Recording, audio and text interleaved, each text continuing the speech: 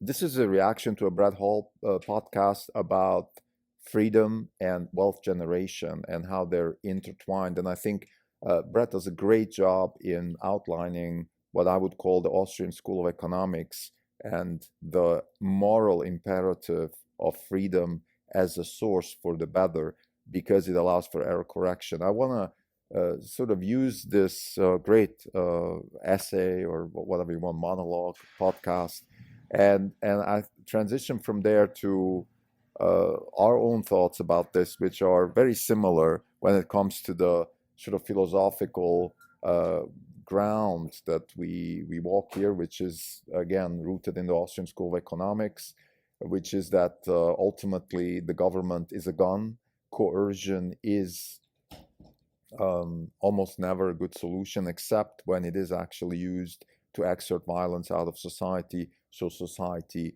can be free to pursue error correction, which is the ultimate source of progress.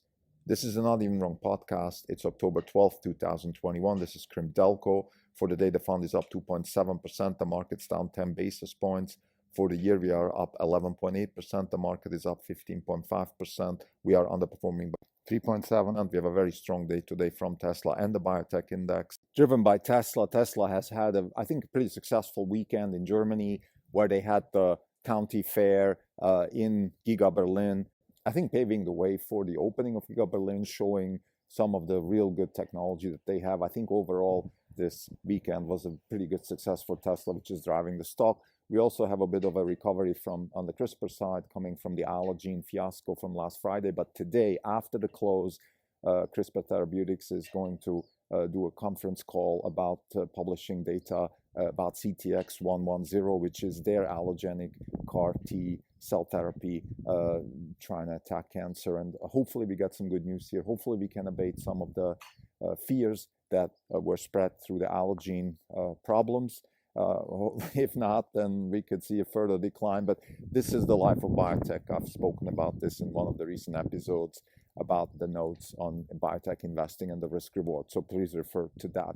Let's get back to this topic here. So Brett Hall has given us a really nice speech, about 35 minutes, a monologue about wealth and about the necessity for wealth creation and freedom and how that's intertwined.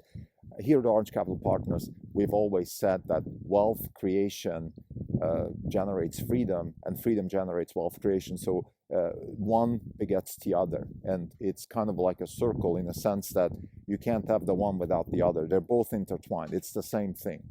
Now, in David Deutsch's The Beginning of Infinity, David talks about wealth as sort of like an energy kind of thing. So energy, which is a property that certain things have, and we summarize it in this word energy. It, for example, allows things to do work, like a wheel or a car or things like that. So in that sense, we could look at wealth also as energy to enable transformation, physical transformation or abstract transformation of things. In other words, wealth is necessary to solve problems. This is, I think David would probably agree with that statement, even though it's a very sharp abbreviation of what he's saying. I think what David is talking about, and that the same applies to Brett, is that in order to change things, we need wealth. And we need wealth because it takes energy to change things. I've spoken about this in the past also. For example, why do we need energy to do computation?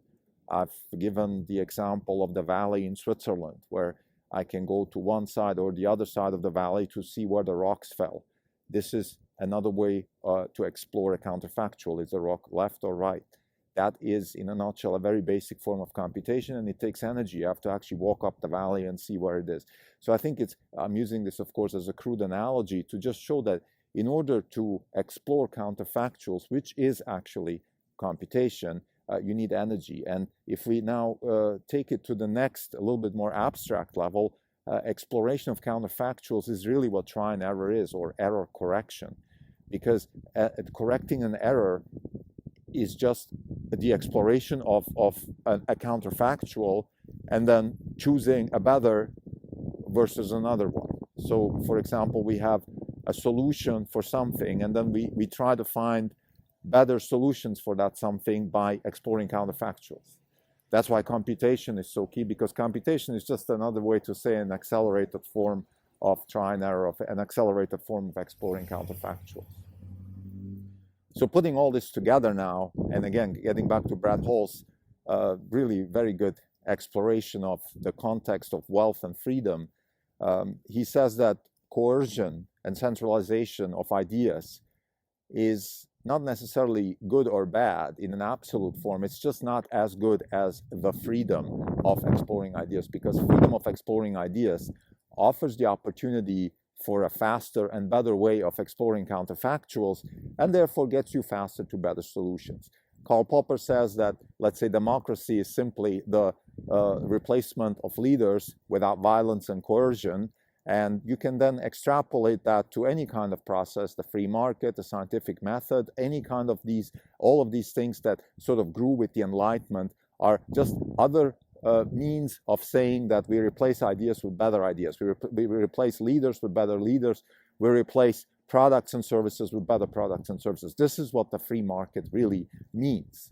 And the free market, in a sense, is unfortunately a word that has been used in many ways, in many different ways, and it has this political connotation. But if I just rephrase free market with simply the ability to make errors and fix them, and we spread that through as many people as we can, so we have more potential for error correction, then it doesn't sound as dramatic. And if we phrase it in Brad Hall's words, where he says, well, the only problem with central error correction is simply that central planners or experts, or whatever you want to call these types of people, they make mistakes, and their error correction process is very slow, and therefore they cannot catch up with the mistakes that they're making. And that's why centrally planned situations like the Soviet Union, for example, fail. This is all he's saying. So I find Brad's essay, in a sense, very useful, because it's not political. He's not saying Mao is a bad person or Lenin's a bad person. He's giving a very practical and factual explanation for why having centrally planned error correction, in other words, centrally planned problem solving, is not such a good solution. If we want to maximize social welfare, of course, the big question here is, what are you actually optimizing for? If you're optimizing for your own personal power, well, then central planning is a better solution than maybe the free markets. Maybe. I would even then argue it's not, because take somebody like Elon Musk or Jeff Bezos, they have much, much more personal power achieved through the free market process than they have if they were coercing people into a centrally planned economy. The same applies to people like Lenin or Stalin. I don't think that these people were very powerful. Even Putin today, how powerful is Putin? Garry Kasparov in a podcast years ago once said, who is richer, Putin or Jeff Bezos? And the question is, well, Putin under which regime? Versus Bezos is rich under almost any regime other than maybe a Bolshevik revolution, versus Putin is only rich in his own regime, otherwise he might be in jail. So therefore, how free really are you? How wealthy are you? Those are relative questions that are not clearly answered. In other words, what I'm trying to say here is that freedom and wealth are intertwined. And if you want to add power to that, for those who are power hungry, it is the same thing. You have to have wealth to have power. And the more wealth and freedom you have, the more power you have, because the more options you have. And options are, that's really what you're maximizing for when you have power. It just gives you more options. Maybe there is some deranged, personal, Freudian, whatever, drive to torture people and all those types of things. I don't want to go there. I want to keep this conversation and the realm of the conversation of freedom and wealth within the realm of within the expectation that we're all trying to do good. We just don't know how to do it. So let's leave it at that. So anyway, to summarize, I just wanted to take this episode as an opportunity to thank Brad for his great essay, and I'm going to put the link in the show notes. I also want to, like I said, I want to sort of digress a little bit and just give our view on that because it's very similar, and I think I've spoken about this before. Again, we believe that freedom is the currency of wealth. So wealth is measured in terms of freedom. Freedom is, in other words, the ability to explore as many options as possible and make errors and correct them without coercion and violence. And we need, of course, we need energy to express that freedom. We need energy to do error correction. And the more energy we have, the more error correction we can do, or the more wealth, if you want, because energy is just a subset of wealth. So we need wealth to express freedom. And the more wealth we have, the more freedom we have, and the more wealth we have. So this is a flywheel. This is a process that begets itself. And that's the great thing. That's why capitalism and the whole post-Enlightenment period has been so successful in the Western world, because we've been riding on this wave. Now, to finish this episode, I just want to point out that we are living in times now that are incredibly dangerous because we're questioning all of those factors. We're moving towards a centrally planned economy, even in the United States, because of the debt and the nationalization of the Fed and eventually the banking system, which is a creeping process that we believe is happening. So that is a very dangerous process, because I feel like even now, even in the United States, and I'm not just talking about demagogue politicians such as people like Elizabeth Warren maybe, that are clearly stating very centrally planned, very unthoughtful degrees of interference in the economy, and the desire to coerce people into something, and all of those things. I'm talking about a general trend towards this belief that we have a centrally planned expert system which can help us with solve problems. Unfortunately, it has been sort of fostered through the unfortunate events through the pandemic and things like that, where we just had this fear that we don't know how to solve the problem other than delegating it to experts. Similar things happened during the great financial crisis in 2008. We delegated to experts such as the Federal Reserve, for example. I think the stance here on Capital Partners is that we are open for solutions. We are not against central banks. We're not against Congress or any of those things to help us solve problems in the economic process, in the expression of freedom and solution, and in the expression of finding solutions to problems.